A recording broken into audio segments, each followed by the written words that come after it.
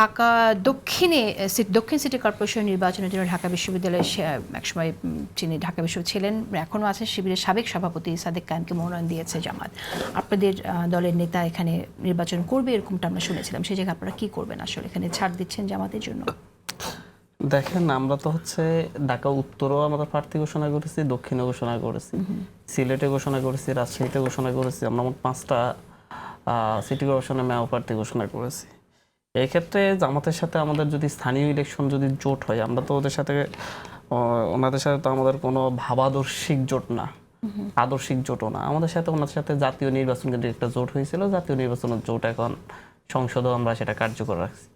তো জাতীয় নির্বাচনের পর যদি স্থানীয় ইলেকশন যদি বিএনপি জামাত যেরকম জোট ছিল, সেরকম যদি স্থানীয় ইলেকশনও যদি জামাত এনসিপি জোট হতে পারে, সেটা তখন দেখা যাবে যে হচ্ছে কোনটা কে পাই, কে উঠে যায়। তো সেই ক্ষেত্রে আমাদের আসিফ মাহমুদ ঢাকা দক্ষিণে ইলেকশন করতেছে, এটা নিশ্চিত। এবং সেই ক্ষেত্রে যদি জোট হয় তাও করবে, জোট না হলেও আসিফ মাহমুদ সেখানে ইলেকশন করবেন। আর হচ্ছে আমরা স্থানীয় ইলেকশনে নিজেদের সমর্থন আমরা যাচাই করতে চাচ্ছি।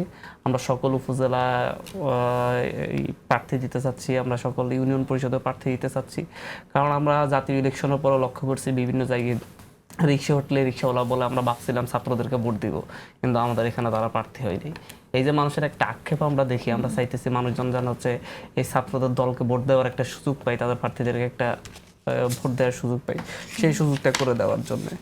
তো এগুলো আসলে হচ্ছে যখন ইলেকশন কাছাকাছি আসবে প্রধানমন্ত্রী শেষ অধিবেশনের শেষ দিনে যে স্পিচ দিয়েছেন, সেখানে তো প্রধানমন্ত্রী তারেক রহমান একটা কথা বলেছেন যে বিরোধী জোটকে ডেপুটি স্পিকারের পদ প্রস্তাব করা হয়েছিল, সেখানে আপনারা নেননি, এই প্রস্তাবটি এখনো আছে। আপনারা কি এরকম কিছু ভাবছেন? দেখেন, সরকার দিতে চাইছে, আমরা নিই নাই, আমরা সরকার থেকে নিতে চাই নাই, আমরা অধিকার হিসেবে নিতে চাইছি।